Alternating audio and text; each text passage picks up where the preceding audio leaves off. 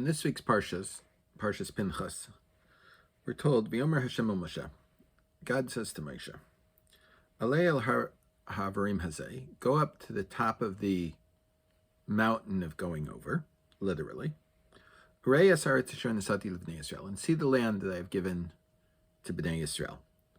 V'riso sa, and when you see it, v'nesafta el amecha gamata, and you will also be gathered unto your people, kasher nesaf Aaron achicha, just like your brother Aaron was gathered up. Now, it says gamata, also you. We are told earlier when Aaron HaKohen dies that Moshe Rabbeinu was jealous of the death that Aaron HaKohen had, and he nisabe lo samisa, he wanted to die in the same way. Now God is telling him, you will be gathered up just like Aaron, your brother, was gathered up. If it had only said the word gamata, and also you will be gathered up, and ended there, I would have understood that just like Aaron got this wonderful death, lying into his grave and by the kiss of God going into the next world, so too Moshe Rabbeinu gets the death that he desires. But it says, kasher nesaf Aaron achicha, like your brother was gathered up. So you either need kasher nesaf Aaron achicha, like your brother Aaron was gathered up, or you need the gam. You don't need both. So what does the gam add? What does the also add here? One of my rabbinic heroes, let us say, Rav Herzog Zatzal, when he was a very young man, a teenager, late teenager, he was appointed as the chief rabbi of Dublin. I realize it's not a huge Jewish community. Still, being appointed at that age is quite an accomplishment. From the time he was appointed chief rabbi of Dublin, he had a Shabbos minyan in his house for all the Shabbos davening, and he continued this on, Belfast was his first rabbanus, the chief rabbi of Belfast, then he was chief rabbi of Dublin, then the chief rabbi of the Irish Free State, and from there he went on to being the chief rabbi of Palestine, then the chief rabbi of the state of Israel when it was declared and established as a state. And so during Kriyas Torah on Parshas Pinchas, while Rav Herzog was listening to Kriyas Torah, and when the Baal Kriya read the words, V'nesafta el amecha gamata, and also you will be gathered up unto your people, Rav Herzog, who would stand for Kriyas Torah, fell down, and he passed away so quickly, he had passed away before he hit the ground. And people were invited from the Chevron Yeshiva next door to take care of him, take care of his body, and so on until it could be buried after Shabbos.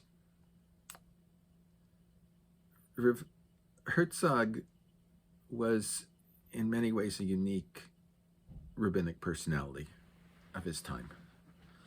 I've told stories about him several times. It's worth telling more.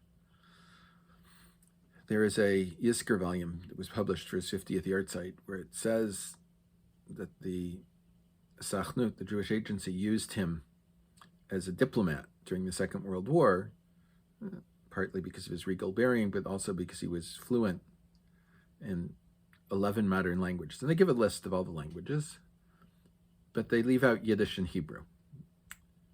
And they say he was also, in addition to that, he knew 2 classical languages, Latin and Greek, leaving out Aramaic.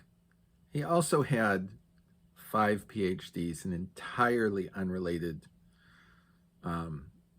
subjects.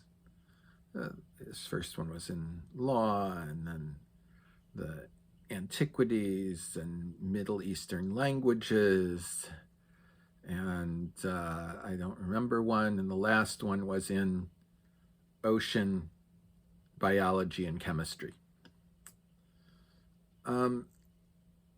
There was a cherem, an excommunication on anyone being in Yerushalayim who had secular studies. And this became a particular point of contention after Rav Kook died, when Rav Herzog was a candidate to be chief rabbi of Israel.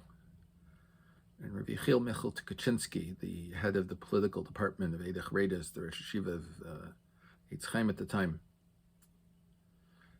traveled from Eretz Yisrael to Dublin to talk to Rav Herzog about this. And he describes the travel. You took a train from Jerusalem to Alexandria. You took a ship from Alexandria to Marseille. You took a train across France. You took a ferry across the English Channel. You took a train across England, and you took a ferry across the Irish Sea. A journey of many weeks. Not like today, you hop on the airplane, you're there the same day. And when he arrived, after Shacharis, he went to Rav Herzog's house, and he makes this long 3-hour presentation that if Rav Herzog would repudiate his PhDs, then everyone in Yerushalayim would accept him as the new chief rabbi. And Rav Herzog responded with one sentence: "Take me as I am, or don't take me at all," and escorted Rav Tukachinsky to the door. Tukachinsky was incredibly impressed by this. He traveled all the way back to Yerushalayim, and he became the greatest proponent of Rav Herzog's to be chosen as the chief rabbi, because he said someone that's this sure of himself, that's willing to not compromise in what he believes, is certainly someone that would be appropriate to be the chief rabbi. His knowledge was encyclopedic. When he was in Dublin, one of the journals published an article that was anti-Semitic, and he went to talk to the editor of this journal, who was a cardinal in the Catholic Church, and the cardinal was working on a scholarly piece, and Rav Herzog engaged him briefly in a discussion about it. He said, if you're writing on this, then you're based on Aquinas, and he quoted Aquinas in Latin. And then he said, and Aquinas is based on the Rambam. And he cited by heart the Rambam in the Guide to the Perplexed. The text obviously had to translate that, but this cardinal became very much a supporter of Rav Herzog. I'd like to mention one other thing that Rav Herzog managed to accomplish, which we should have people like this today. Shortly after Irish independence, there was a move in the Irish Parliament to ban shechita, ritual slaughter, in Ireland. The president of Ireland was close to Rav Herzog. Rav Herzog had been referred to, and was referred to a long time, as the rabbi of the IRA, or the rabbi of the Sinn Féin, the political party. And so the president arranged for him to speak to Parliament before they voted. And after Rav Herzog spoke to the Parliament about shechita, about ritual slaughter, the Parliament not only did not vote not to ban slaughter, they introduced a bill that in perpetuity the Irish government would pay for the base of shechita, the kosher slaughterhouse in Dublin, and also pay the salaries of the shochtim and bodkim, the people that slaughtered the meat and examined the lungs and so on to make sure it was kosher.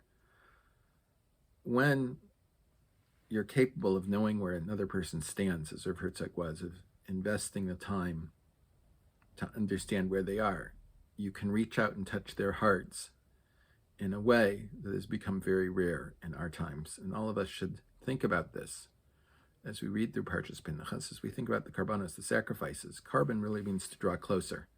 How do we draw closer to God? How do we draw closer to other people? And what are the things that we can do to promote these things? Everyone should have a wonderful and uplifting Shabbos.